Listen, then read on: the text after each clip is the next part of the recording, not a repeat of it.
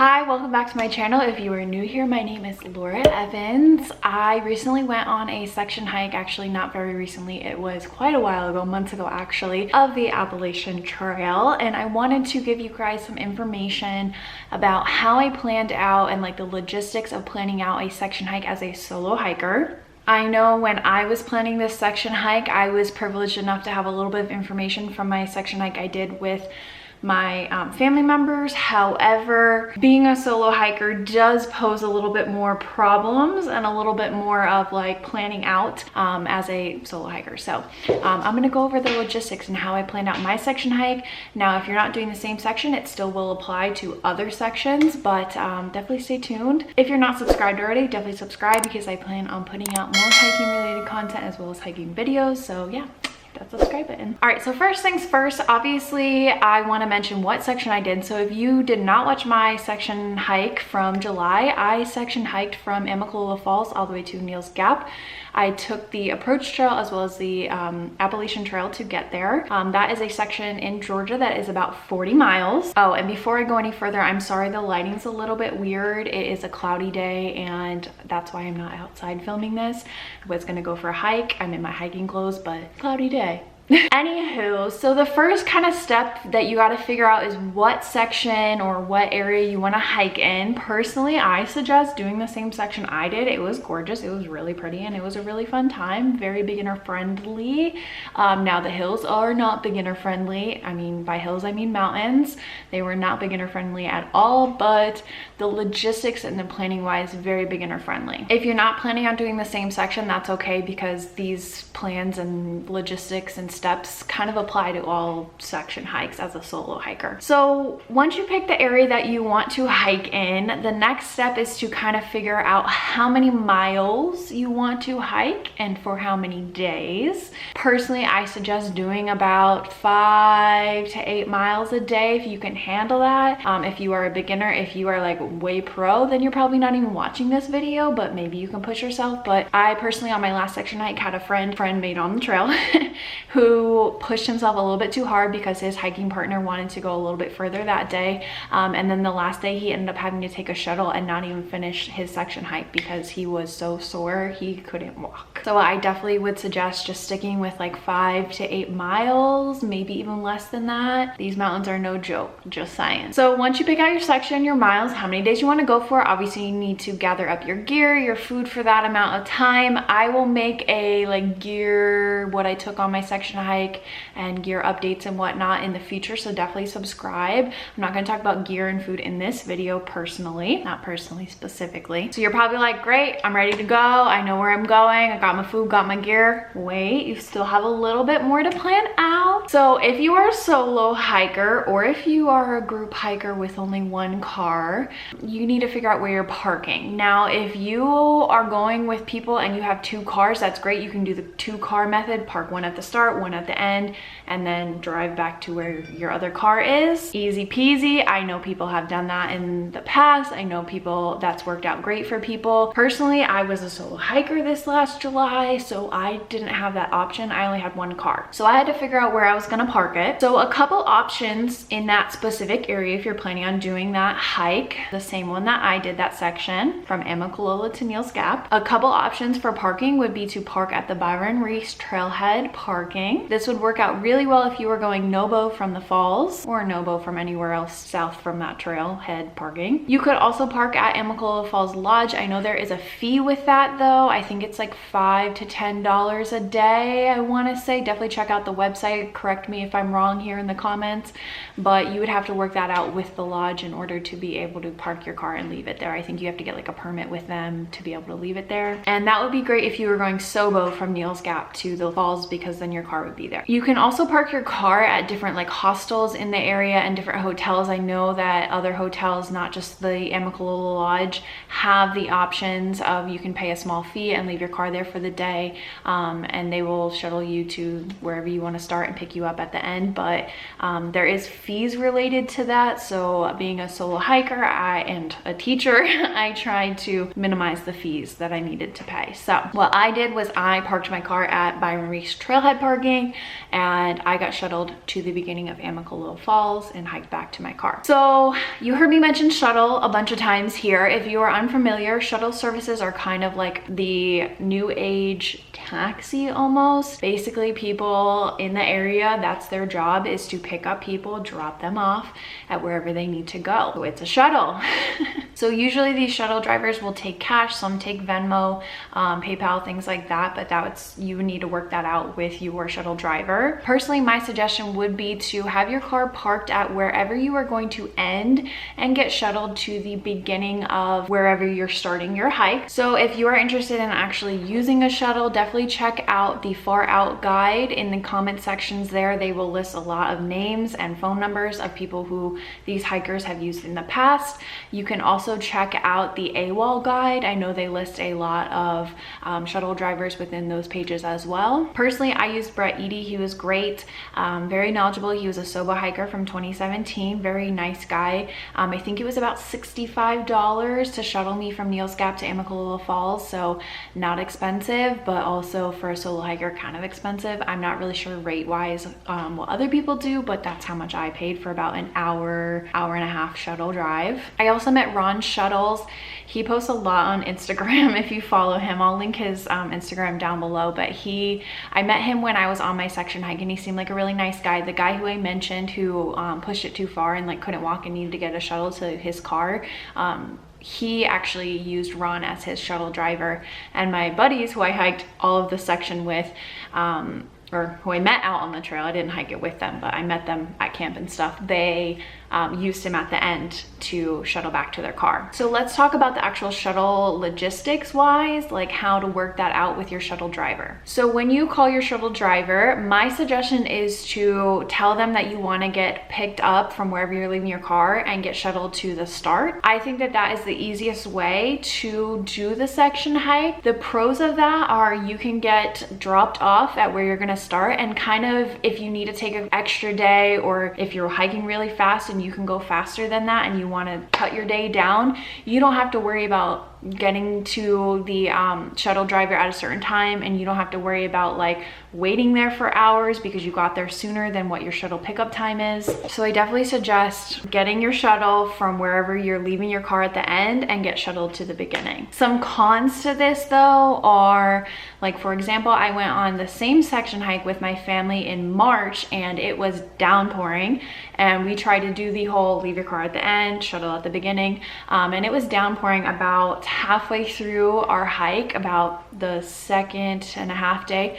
We had to get picked up by Above the Clouds Hostel and shuttle us back to our car. So we ended up having to pay an extra $60 or so to get us shuttled back to where we parked our car, because we couldn't hike any further because the weather conditions were so bad. So that is a con, because if I would have parked at the beginning and just hiked from there, we wouldn't have paid that initial shuttle fee. So it would have worked out to be the same price as not having that weather issue. But because we had that weather issue, we ended up having to pay an extra $60 or so. Now there are some pros if you want to leave your car at the beginning and get shuttled back to it when you're done hiking. I know a couple of the guys that I hiked with did that. They parked their car at, I think, Springer Mountain, the US 40 road, I think it is, Springer Road, and they left their car there.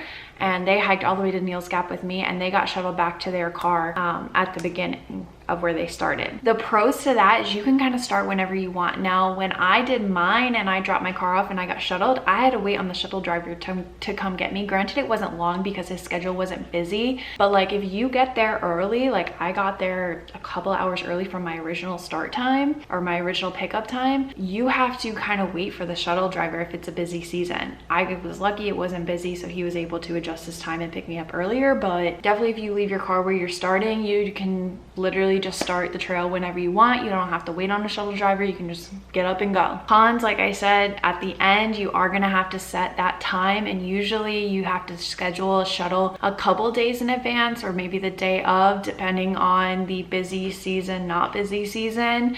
And they might have a specific time for you. You might be really early in the morning, so you're gonna have to get up early to get to that shuttle. It might be really late in the day and you might have to wait a long time for that shuttle to pick you up. So personally, I suggest just, you know, leaving at the end, getting shuttled back to the beginning. So personally for me, I parked at Byron Reese Trailhead Parking. I got picked up by Brett Eady. He drove me to Amicalola Falls for about $65, dropped me off, and I hiked all the way back. Again, like I said, definitely check out the Far Out Guide, also known as Gut Hooks, to look for shuttle drivers if you are interested in doing that, or check out the AWOL guide. They definitely have some options in there as well. Now, if you are anything like me, then you definitely know you want a shower after your section hike. So let's talk about lodging. Now, there are lots of different options for lodging, like hotels, cabins, hostels, just tenting, and all come with different price ranges. So that's gonna really be up to you and like if you wanna spend money or not spend money. Personally, for me, I want to get a shower at the end of my hike, so I want to stay somewhere at the end of my hike. Now, I could have stayed somewhere at the beginning and the end of my hike, but personally for me, I was being a solo hiker. Again, I'm a teacher, so I was trying to save money. So the day that I got dropped off of my shuttle driver, I started hiking and I didn't stay somewhere that first night. And I plan to stay somewhere at the end of my hike so I could get a nice shower, a nice meal. When I went with my brother and sister-in-law, we actually stayed somewhere at the beginning and we planned to stay somewhere at the end as well. So we were gonna have 2 hotel stays. So that is something that you wanna consider. Do you wanna stay somewhere at the beginning and the end, just somewhere at the beginning, just somewhere at the end? That's kind of up to you and your preferences. Or do you not wanna stay anywhere at all other than in your tent? So specifically for that section that I did, there were a few options as far as lodging goes. I'm gonna start with the most expensive. So I stayed at the Amicalola Falls Lodge a couple of times now. So when I went with my brother and sister-in-law, I think the hotel room was about $200, but we split it 3 ways. So if you're a solo hiker, expect to be shelling out somewhere between like $150 to $200. There is a lodge fee there as well, so you're gonna have to consider that in your pricing as well. That was for a mountain view room, the more expensive one. The least expensive one was for a wooded view, so depends on your preference. The lodge was great because it was right at the beginning of the falls, very close to the approach trails, so everything was just like centrally located right there. It was a beautiful lodge hotel. I know there also is cabins and tenting and camping spots for like RVs and stuff there as well, but I can't speak to those because I didn't do those. But at the actual lodge, it was gorgeous. There is a restaurant in the lodge as well, so food wise it's easy because I think the nearest town, it's like an hour away to get food, so, or maybe like a half an hour or something like that. It's a lot of driving, so it's nice to have that option of food being right there. Another option, if you wanted to stay somewhere closer to the Neels Gap area, at Mountain Crossings, there are mountain crossing cabins. They go for about, I think like $99 for 2 nights to reserve. If you don't want to reserve it and you just want to like be first come first serve, you can try to do it.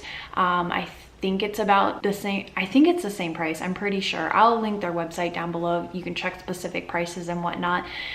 There is a through hiker rate, so if you're a through hiker, you can try that. I also noticed in the Far Out app, they mentioned something about bunks being there as well. And I know a couple of through hikers that I've watched have done the bunks there as well. So that's another option. I don't know much information about that, so I can't speak to it, but it seems like a cheaper option if you are really trying to save money. So definitely check out Mountain Crossings and check out their website. Like I said, I'll link it down below for more details. But I believe the cabins are very close to the Neels Gap, like right when you come off the trail, so it wouldn't be too far to just walk to it. So that's definitely another option. Now, probably one of the cheaper options would be to stay at a hostel. I know of one hostel in the area. I'm sure there are others, but in that specific area, I know Above the Clouds hostel is phenomenal. When I went with my family to hike that same section, we actually actually got rained out pretty bad and we got picked up by that hostel. They rescued us. Lucky and Nimrod are amazing. They're great people. Their hostel is very beautiful, very clean, amazing people, amazing area. They do, if you're staying there, they do a free shuttle from Woody Gap and I believe Gooch Gap as well. Correct me if I'm wrong, people. But I'll definitely link their website down below as well so you can check out specifics. But I know they have a bunkhouse for about $40 per person. You get dinner included in that and I believe breakfast as well, and you get a shuttle, like I said, to and from the trail. So that would be something if you're trying to do like a shorter section, you could just like a couple days, you could stay there. I do believe that they will shuttle you to the falls or to Neels Gap as well, but it's a fee for that. So if you're planning on staying there, do expect to pay a little bit extra if you want to get shuttled to one of those 2 points. But that is definitely a cheaper option. They have bunks, like I said, for about $40, and then they have like private rooms and stuff for more expensive that I don't know how much it costs. But yeah, I also know that they have parking options there as well. I think it's like $3 a day, so could be another option for parking. Now, probably the cheapest option out of all these for lodging wise is just to not stay in a hotel or a lodge or a hostel at all. You can just stay in your tent. I did mention on my section hike when I started at Amicalola Falls, there was a few tent sites like about a mile in. So if you're just getting in kind of late and you don't want to hike all the way the full like 8-mile approach trail, you can just do that little like 1-mile section and there's going to be a campsite for you there. There's actually a couple campsites that you could stay at. At the end, closer to Neels Gap, I know that there are several, what's it called, shelters that you can stay at. I know there's Flat Rock Gap as well that you can stay at, and that's very close to the end. Oops, sorry, my phone went off. The only problem with that area in Neels Gap is there is a bear canister restriction from March 1st to June 1st. So if you are hiking in between those time frames, you are going to have a bear canister. Also, if you want to hike past Neels Gap, there's about a campsite about a mile up from Neels Gap going northbound. So that's another option if you want to just tent somewhere quickly for the night.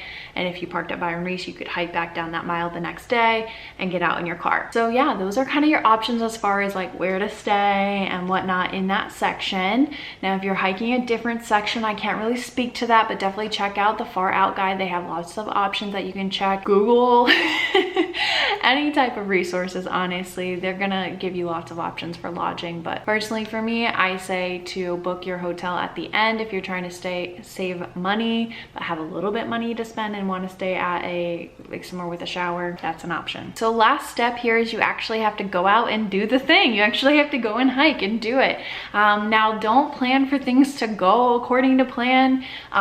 Like I did in my section hike, I thought I was going to do 8 miles each day, and one of the days I ended up doing 12 miles and stayed with 2 of the guys I had been camping with each night and was able to stay in that bear canister restriction area.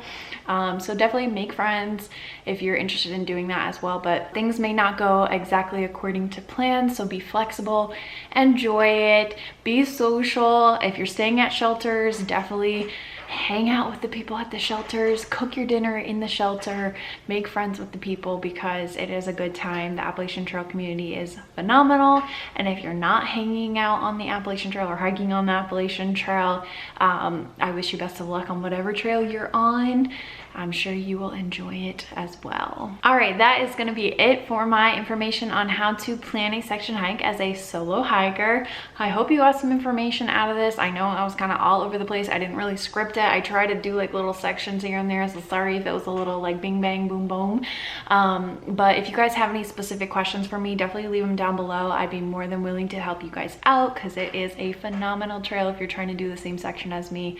Gorgeous, love the views. I mean, Blood Mountain, whoo, amazing, amazing. All right, I'll see you guys next time. Subscribe, bye.